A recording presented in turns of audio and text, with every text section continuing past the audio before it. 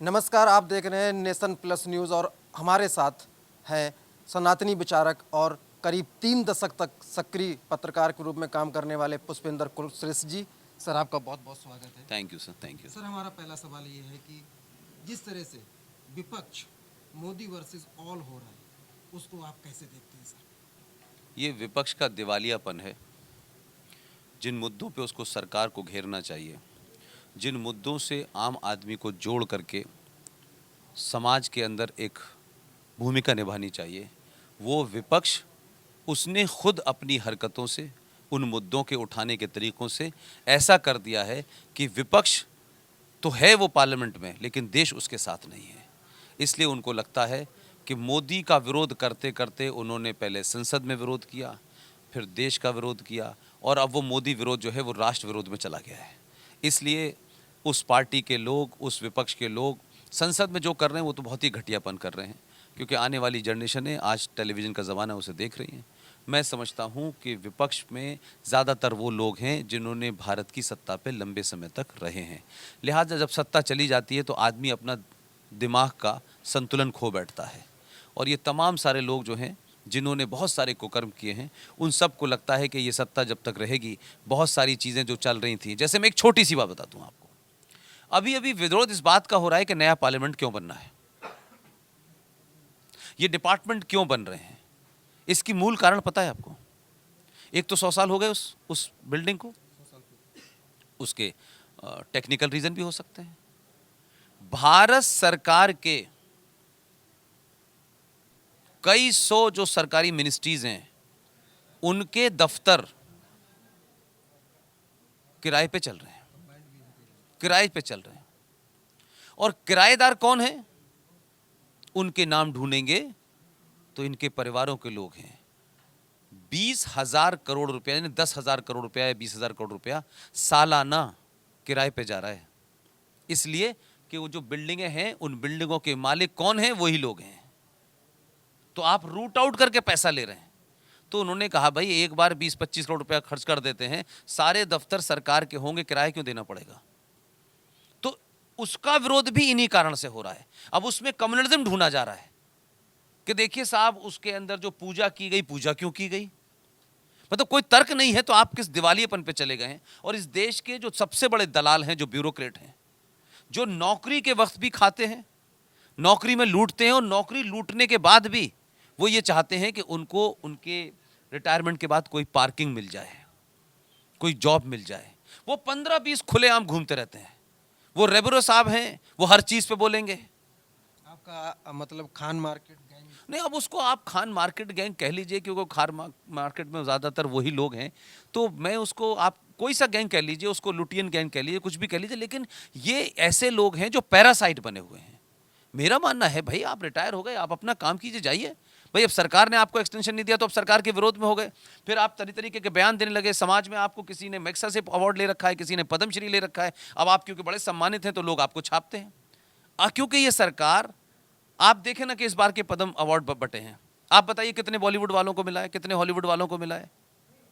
ये सारे ऐसे हैं जिनको कोई नहीं जानता। तो फिर तो क्या आप नहीं चाहते कि जो काम आप आज गुजरात में कर रहे हैं, आप बहुत बड़े टेलीविजन के पत्रकार नहीं हैं, आप बड़ी बड़ी बातें नहीं करते, आप सत्ता के नजदीक नहीं है, तो आपके काम को रिकग्निशन नहीं करना चाहिए?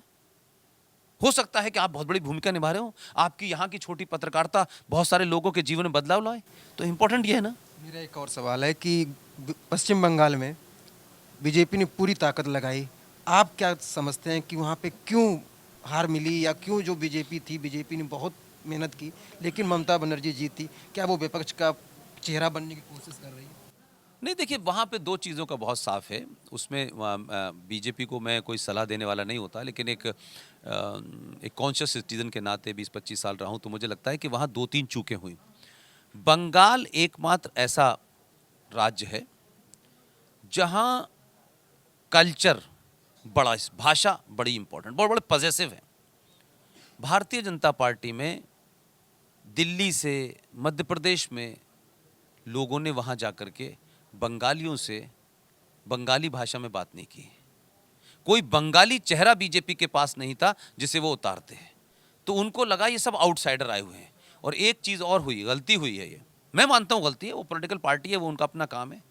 हम जब बंगाल में जय श्री राम कहते हैं तो ऐसा नहीं है कि बंगाल के लोगों को राम से नफरत है, लेकिन बंगाल में काली का रूप है, दुर्गा वहां है, वो वहां के दिन उस जिंदगी में बसी हुई है। जैसे हम यूपी वालों के लिए भगवान राम हैं, यहाँ दुर्गा हमारे लिए आती है जाती है, लेकिन वहां सब कुछ दुर्गा के ऊपर होता है। तो हमने जब जय श्री राम का नारा लगाया तो लोगों को लगा ये तो कोई कल्चर बाहर थी। वो राम के विरोधी नहीं थे, लेकिन उसकी उस नफ्स को हमने नहीं पकड़ा कि ये बड़े कल्चर के साथ कनेक्ट हैं। हमने कोई भी चेहरा ऐसा नहीं लगाया, चुनाव लड़ाने वाले, प्लानिंग, सब यहां से गए थे तो उनको लगा ये सब आउटसाइडर हैं। इसलिए उसके उसके और फिर दूसरी पॉलिटिकल बात ये हुई कि पूरी कांग्रेस ने, पूरे लेफ्ट ने, वो ये जानते थे कि वो कहीं नहीं जीत सकते, बीजेपी मजबूत ना हो तो सारा वोट ट्रांसफर उन्होंने ममता को कर दिया ताकि मोदी वहां ना आए। लेकिन दूसरी बात, इसमें छोटी सी बात है, जो लोग ये कह रहे हैं कि बीजेपी वहां हार गई, एक पार्टी जो सालों से वहां चुनाव नहीं लड़ती थी, जिनके 3 एमएलए थे, वो 78 एमएलए हो गए, हार कैसे गई?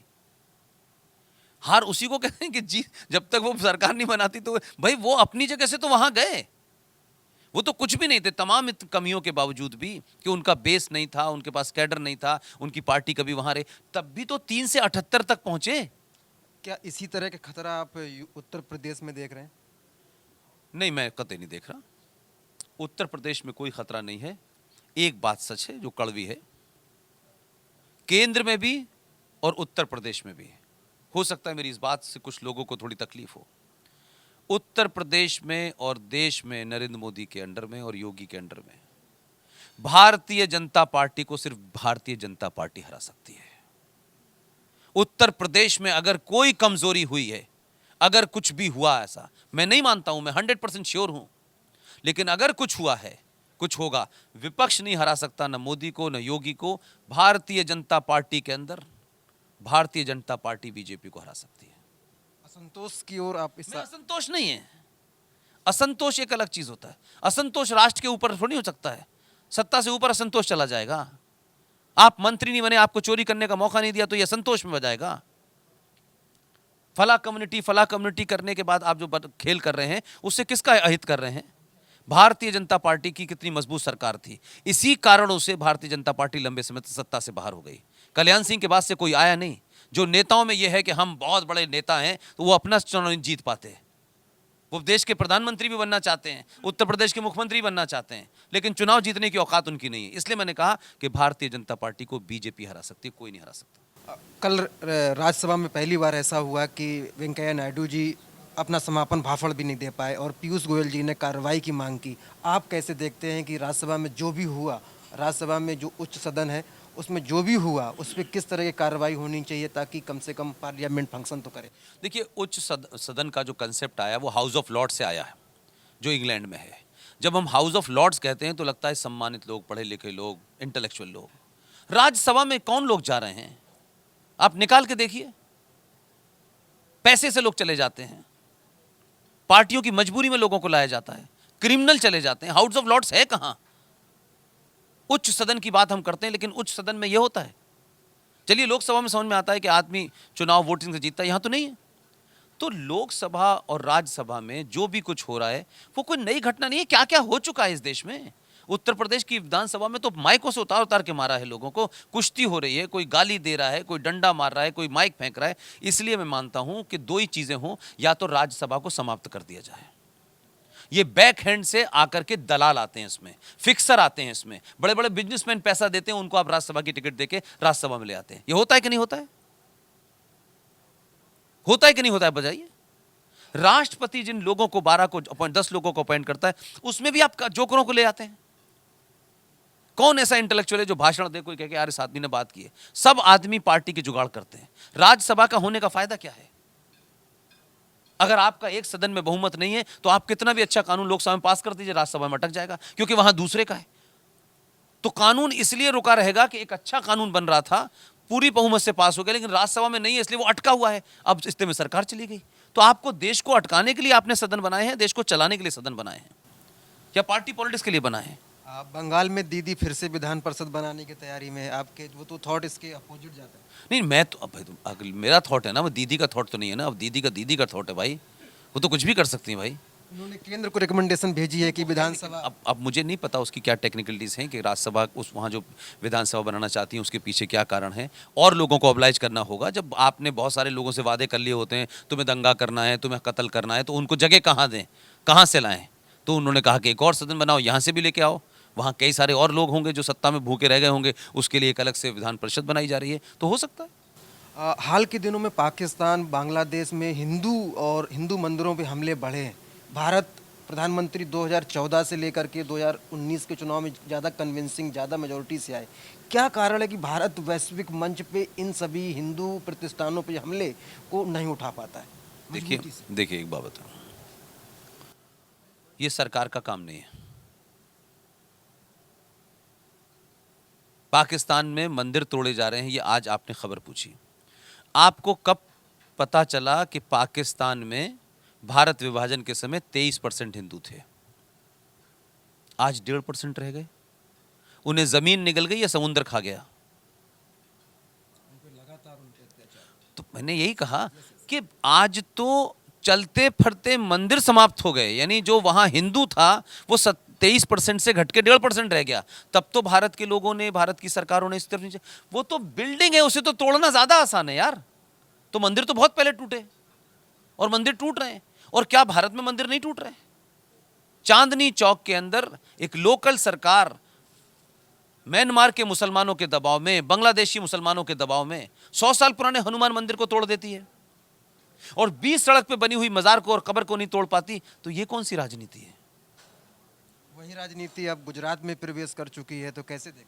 देखिए, मैंने कहा कि ये राजनीति हर जगह इसलिए प्रवेश करेगी कि जब समाज सब कुछ राजनीति के हवाले छोड़ देगा, तो राजनीति में जो लोग जाते हैं वो इसलिए नहीं जाते हैं, वो तो जोड़ तोड़ करके जाते हैं। मेरी जाति का कितना है, यहाँ वोट कितना मिलेगा, वहाँ कितना वोट मिलेगा। आप जब देश और राष्ट्र के लोग, सारी ताकत राष्ट्रवाद के हाथ में होगी, तो नेता वही काम करेंगे। हमने सब कुछ नेताओं के हाथ में सौंप दिया है। जो काम समाज का है उसे समाज को करना चाहिए, जो नेताओं का काम है नेताओं को करना चाहिए। हम अपनी जिम्मेदारी पूरी नहीं करना चाहते, इसलिए हमारा बुरा हाल है। मैं समझता हूं कि मैंने अपनी सारी बातें कह दी। एक सवाल पुष्पेंद्र जी 4 दिनों के दौरे पे हैं गुजरात में, इसका मकसद थोड़ा सा, और दूसरा क्वेश्चन ये है कि चीन हमारे तमाम कोशिशों के बावजूद, 30 लाख व्यापारियों ने भी लिख के दे दिया, इसके बावजूद भी वो हमारी मार्केट में सेंधमारी किए हुए है। तो हम किस तरह के और अभी कोशिशें होनी चाहिए ताकि जो चीन की सेंधमारी है हमारे बाजार में वो बंद हो? चीन मारने के लिए मैं तो, जो आपने चीन का सवाल पूछा उसी पे ये कह सकता हूँ, जिस दिन भारत के लोग मिट्टी के बने लक्ष्मी गणेश अपने घर पे लाएंगे ना, 2 पैसे बचाने के लिए चीन के बने लक्ष्मी गणेश हम खरीद रहे हैं, दिए जलाने की जगह चाइना की झालर खरीद रहे हैं, किसकी वजह से वो यहाँ आया है? सरकार तो रोक लगा देती है इस चीज़ों पे, लेकिन समाज नहीं कुछ करना। आप बहिष्कार कर दीजिए ना। सरकार अंतर्राष्ट्रीय संधियों के चलते ये नहीं कर सकती कि हम चाइना में का बैन कर सकते हैं, लेकिन समाज बहिष्कार कर दे, खत्म हो गए। आपके पास तो जो इंडिजिनस चीजें थी, आपने तो खुद अपने उस परंपरागत कुम्हार को खत्म कर दिया। उसके बनाए लक्ष्मी गणेश आपके घर में थे, उसको रोजगार मिलता था और वो पॉल्यूशन फ्री होते थे, लेकिन आपको 2 रुपए के चक्कर में आपने प्लास्टिक की झालरें और प्लास्टिक के लक्ष्मी गणेश लेने लगे। तो हम तो सस्ता देख के कहीं भी चले जाते हैं। हम तो ऐसे लोग हैं कि कोई पार्टी ये कह देती है कि हम 2 महीने का बिजली का बिल फ्री कर देते हैं, उसे सत्ता पे बैठा देते हैं। यार, चाइना कहाँ दुश्मन है? हम अपने लालच को भी तो देखें। मैंने उसी राजनीति की तरफ इशारा किया था। आपकी एंट्री हुई, लोग जुड़ भी रहे थे कि चिंता का सबब होना चाहिए भाजपा के लिए गुजरात में। नहीं, मैं समझता हूं कि अब पॉलिटिशियंस की जो अप्रोच है वो अलग है, इसलिए अगर भाजपा हो या कांग्रेस हो, ये पार्टियां हैं और पार्टियों को सिर्फ जीत से मतलब होता है और पार्टी को सत्ता पे आने से मतलब होता है। सत्ता पे आने के लिए वो कौन सा रास्ता चुनते हैं यही होता है। वो कमोवेश मिला के सबका एक ही एजेंडा होता है कि उसकी सीटें आए, वो सत्ता पे चली जाए। मेरा कहना है कि चलिए सत्ता पे जीत के लिए आप कोई रास्ता अपना लें, लेकिन काम वो करिए जिससे राष्ट्र मजबूत हो। बहुत बहुत धन्यवाद। ये थे पुष्पेंद्र कुलश्रेष्ठ। कैमरामैन सिद्धार्थ के साथ मैं अचलन कटियार, नेशन प्लस न्यूज़ के लिए।